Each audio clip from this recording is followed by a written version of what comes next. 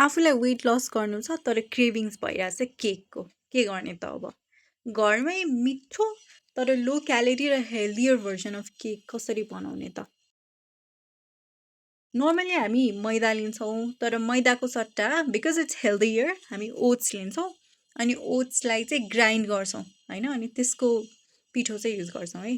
So एउटा banana, अनि बनानालाई grind गर्ने, त्यस पछाडि मिल्क, अनि अघि नै ग्राइन्ड गरेको ओट्सको फ्लोर, अनि मैले कोकोनट ग्रेट गरेर राखेको थिएँ, मिठो फ्लेभर दिन्छ यसले, सो ग्रेटेड कोकोनट्स।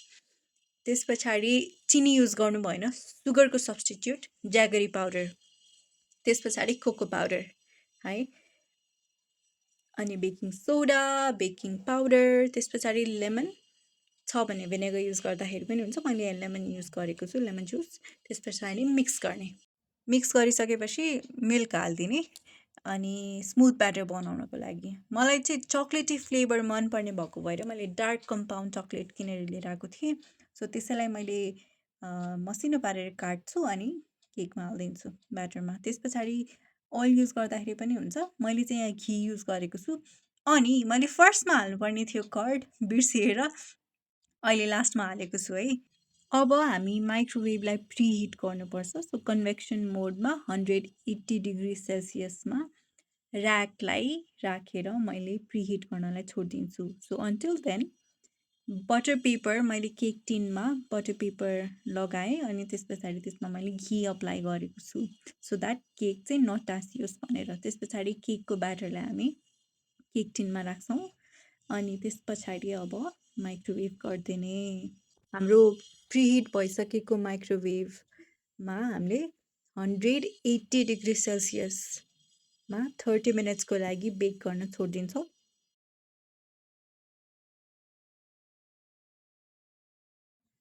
अनि एउटा स्ट्रेनरमा हङ कर्ड बनाउनको लागि दही लिन्छौँ अनि तलपट्टि चाहिँ एउटा भाँडा राखिदिन्छौँ सो द्याट त्यसबाट झरेको पानी हामीले कलेक्ट गर्न सक्छौँ। यसको काम चाहिँ पछि आउँछ है। अब हाम्रो यो केक चाहिँ बेक भएर रेडी भइसकेको छ।